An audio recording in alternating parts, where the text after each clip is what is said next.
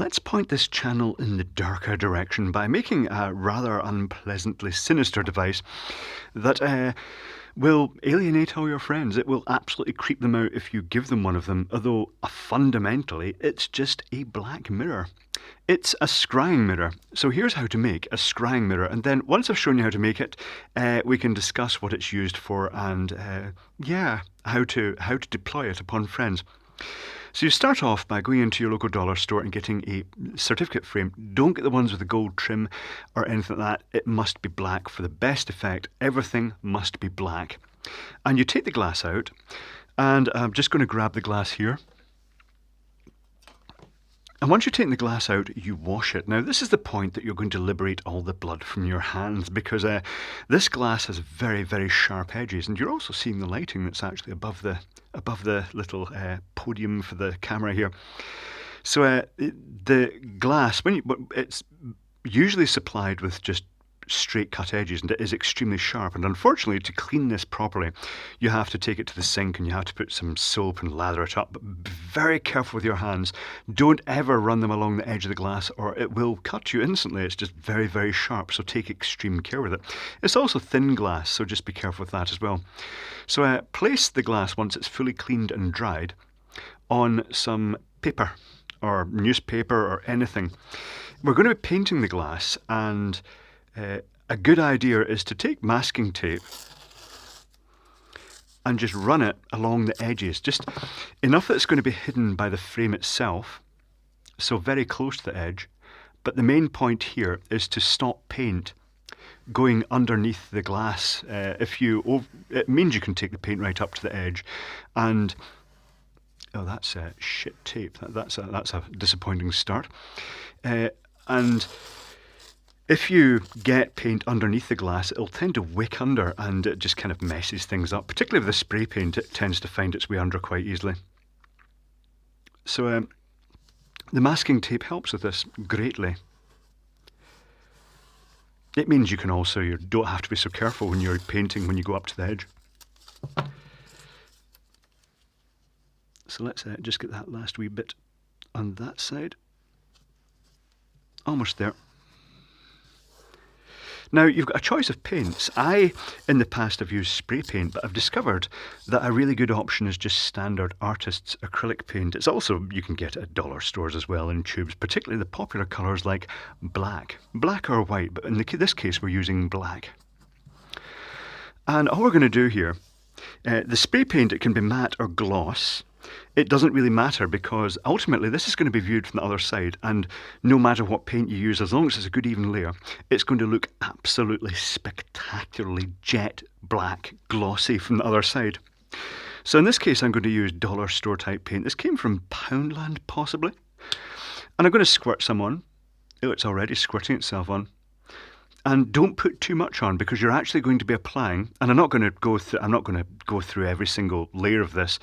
You're going to be applying quite a few layers, just because the more you apply, the better the coverage you get, the blacker it is.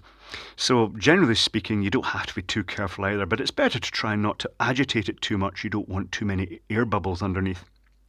This really is starting to turn into Bob Ross, except of course this particular project is completely non-Bob Ross. It's completely dark. There's nothing happy and fun little clouds about this, unless you particularly like dark satanic clouds.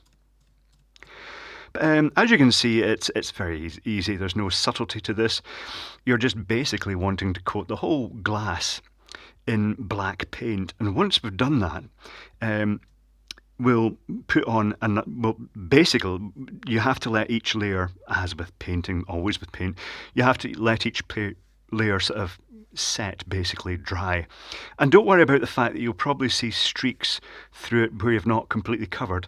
That's part of the reason we're doing multiple passes of the paint. And we want a fairly even coat, so that it dries evenly, so we don't get sort of wet ridges. And that looks pretty good. It's streaky, but you know it will be streaky. It's very hard to paint glass absolutely perfectly. So it doesn't matter, because the next layer of paint will fill in those streaks and then we'll end up with a perfectly black surface. So rather than bore you with the multiple layers and then watching paint dry, I shall pause the video and then we'll come back to it once I've finished all that and we're about to assemble it. Now, if you're using acrylic paint, a good thing to know is that acrylic paint is by default, you can wash the brush in water, but do it straight away as soon as you've finished. If you get it accidentally, spill it anywhere, mop it up with water immediately. The main thing is washing up liquid and water will help clean this paint up very quickly. And this brush, I'm going to wash it under the tap with some detergent and it will come up virtually brand new. If you leave it for any length of time, it starts drying. And the thing about acrylic paint, although it's based on water, it's a suspension of this acrylic paint in water. As soon as the water's evaporated, this will set solid, and you won't be able to use water to wash it off afterwards. So I'm going to go and wash this brush now, and I'll be back after I've put on a few more layers on this. So in the end, I gave it 3 coats of paint, and I have to say I cheated a little bit. I accelerated the drying of the paint by simply using a hairdryer just to dry each coating off a wee bit faster before pushing the next one on. But once I'd put the 3rd coat on and I decided that was enough, I then left it overnight just to completely dry. And the result is now that the front is just matte, glossy surface with my fingerprints on it and little specks of dust. But you know, other than that, it's a very, very black and glossy surface. And this is important with scrying mirrors. And the purpose of a scrying mirror is that, I mean, it dates back a long way. It dates back to the sort of Victorian era and beyond, when it was a popular parlour game well, they didn't have film or television back then, so they'd generally dabble in the occult, which seems quite odd, but you know, that's what they did. They had a little tipple and then they had thrilling times with Ouija boards and things like this, the scrying mirror. And the idea of the scrying mirror, it's similar to the crystal ball or gazing into the dark pool of liquid. You know, all the things you actually see in Disney movies. It's all a bit creepy, actually. And of course, the magic mirror on the wall was potentially a scrying mirror as well. Mirror, mirror on the wall. And that's what this is. It's a black mirror and you're supposed to gaze into it and it lets you look into the spiritual afterlife, which makes it the perfect present for your Christian friends. So let's frame this up again to complete the horror that scrying mirrors are. They're very stylish, but they have that dark twist to them that scares some people, scares them a lot. So let's get rid of this and go back to the nice flat finish, complete with CCTV dust. I should mention an ongoing microphone experiments. I'm wearing the cap again, but this time I've got a muffler, just a piece of actually a short square of elastic in front, just as a fabric buffer, just to try and remove some of the sharp S's from the sound. So take the backing out. Now, at this point, I have to say that some of these have metal studs on them, and that can potentially scratch the paint. So ideally, you'd want to keep something like this in, but this is white, and if there's any pinholes in the glass, that's going to let the light through, and you know, it's going to show through those pinholes. So what I'd recommend is that you sit the glass in, shiny side down, and painted side up, and then get a piece of black card, or as black as you can get. This is a crappy bit of glossy black card, but it'll do the job. And that not only covers any tiny pinholes there might be, but it also protects the mirror from the studs that might be on this hinge mechanism or the little crimps. And then we pop that back in, put the clips round, and there we have it. We have made a scrying mirror which you can now hand to friends. And when they say, "Oh, that's lovely, what is it?" you say, "It's a scrying mirror." And they go, "Oh, what's that?" You use it to gaze into the dead. And they'll be like, "Oh." And then you have to tell them, but you have to be really careful with it because spirits can actually come through it. So, you know, your house may get possessed and your soul may get taken.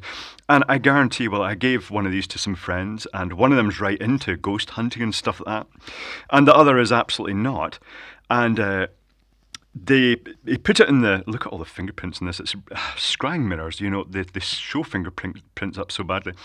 They put it in the mantelpiece, and when I visited the next week, it was nowhere to be seen. It had just absolutely creeped the one who's not into spiritual stuff out completely. But yeah, it's very stylish. I mean, it looks really, really good.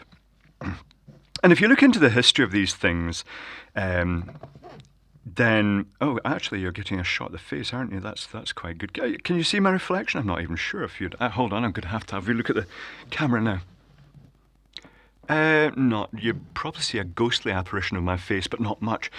If you look into the history of all this and how people were supposed to be gifted, some of them were charlatans, and some of them actually probably had autism, and they actually saw entities and things like that. But it was misinterpreted by other people, because I know certainly when I was a kid, you hear about these kids that see things moving in the room, and people appear in the room. I actually had that as a kid. I used to see stuff just out the corner of your eye. You'd see something just move, and I had a full-on apparition appear when I was a kid. It was terrifying. It wasn't a nice thing at all. It was this. I was halfway down the stairs in my parents' home, and I turned round, and this character is the only way to describe it, in this flowing black robe just strode out of my parents' room, like absolutely in the flesh right there, and it was terrifying. And so kids do actually see stuff like that. I have to say, I always wondered, should I look up the history and see what was on the land before then? But I thought I'd better not, because it's probably some druid colony or something, and then that would get creepy. But yes, so this is the Scrying mirror. It's how to make it. It's a very neat ornament, and it's just a technical curiosity. Now, if it's too scary for you, you can also make the fabulous non-scrying one like this. How's this going to look, actually? Let's see. Oh, that looks pretty good. It looks very three-dimensional, doesn't it? It reminds me of fairground art. You know the sort of fairground rides where they've got all the metal flake laid into the fiberglass? This is actually the same thing. It's a dollar store picture frame. It's from probably Poundland, I'd guess, or one of the other pound shops. And all I've done with it is I've cleaned the glass off, sat it on a surface raised up off the ground, and then equally from Poundland or a dollar store, got a bottle of glittery nail varnish in the sort of colours I liked. The blue and green looks really nice. And then you give it a good shake up beforehand, then just absolutely slosh the whole lot out all over it and swill it over the whole surface until you've got a good even coverage. You have to actually move the glitter about to actually get a good coverage. Let it dry completely, and it takes a while, but because you've generally laid it on quite thick. But once that's happened, you can then paint over the back with black paint, and it just gives this deep glittery effect, which is not suitable for gazing into the afterlife at all, I'm afraid. But having said that, it's probably a lot safer, because it's much less likely to result in demonic infestation of the dark one. But there you go, how to make a scrying mirror and scare the shit out your friends.